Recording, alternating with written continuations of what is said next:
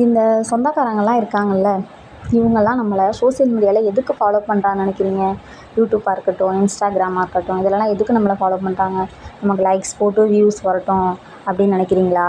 இல்லை அவங்க நல்லா சப்ஸ்கிரைபர் நிறையா வரணும், நிறையா ஏர்ன் பண்ணணும் அப்படிங்கிற நல்ல உள்ளத்தோடு நம்மளை சப்ஸ்கிரைப் பண்ணி ஃபாலோ பண்ணி வச்சுருக்காங்கன்னு நினைக்கிறீங்களா? கிடையவே கிடையாது.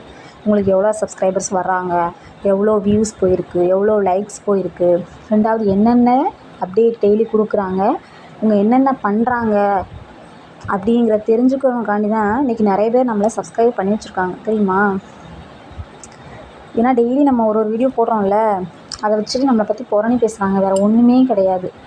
இன்றைக்கி என்ன, இன்றைக்கி பிரியாணி சாப்பிட்றாங்க, இன்றைக்கி நகை கடைக்கு போனாங்க, நகை வாங்கினாங்க, இன்றைக்கி ட்ரெஸ்ஸு வாங்கினாங்க, அவுட்டிங் போயிருக்காங்க அப்படின்னு சொல்லிட்டு நம்மளோட ஒவ்வொரு வீடியோவை வச்சு நம்மளை புரணி பேசுகிறாங்க.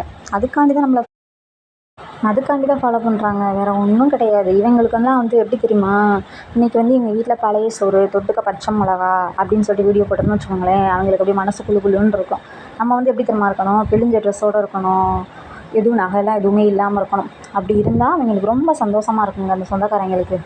புரியுதுங்களா? அதாவது அந்த காலத்துலலாம் தெருவில் மூளைக்கு மூளை பக்கத்து வீட்டுக்காரங்க, ஏற்ற வீட்டுக்காரங்க, மூளைக்கு மூளை 2 வயசான கிளடிங்க உட்காந்து தான் புரணி பேசுங்க. ஆனால் இன்றைக்கி எதில் தெரியுமா புரணி பேசுகிறாங்க? வாட்ஸ்அப்லேயும் இன்ஸ்டாகிராம்லேயும் இதை ஒன்று சொல்லிக்கிறாங்க. அவங்களுக்கு வாழ்வு ஒன்றும் இல்லாமல் இருந்தாங்க, இப்போ நல்லா வாழ்கிறாங்க, நல்லா சாப்பிட்றாங்க. ஒன்று சொல்லிக்கிறட்டா, நான் ஒன்றும் இல்லாமலாம் கிடையாது. என்றைக்கு என் பேருக்கு பின்னாடி நித்யா ராஜ்குமார்னு வந்துச்சோ அன்னையிலேருந்தே நான் ஆடம்பர வாழ்க்கை தான் நான் வாழ்ந்துட்டு இருந்தேன். புரியுதுங்களா? சொல்லப்போனால் இப்போ தான் நான் எல்லாத்தையும் கம்மி பண்ணிக்கிட்டேன். ஆடம்பர வாழ்க்கை நான் இப்போ வாழ கிடையாது. ஆனால் நான் ஒரு நேரத்தில் வாழ்ந்தேன். ஆனால் இப்போ பிள்ளைங்க இருக்காங்க, சேவிங்ஸ் ஒன்று வேணும், பிள்ளைங்க படிக்கிறாங்க அப்படின்னு சொல்லிட்டு நான் எல்லாத்தையுமே குறைச்சிக்கிட்டேன். எதுக்கு நான் இதை சொல்கிறேன்னா, அடுத்தவங்களை நான் ஏமாற்றி, அடுத்தவங்களோட அபகரித்து, அடுத்தவங்க கஷ்டத்தில் நான் வாழ கிடையாது. நான் கஷ்டப்படுறேன், 100 ரூபாயாக இருந்தாலும் அது என்னோடய உழைப்பு, சரிங்களா?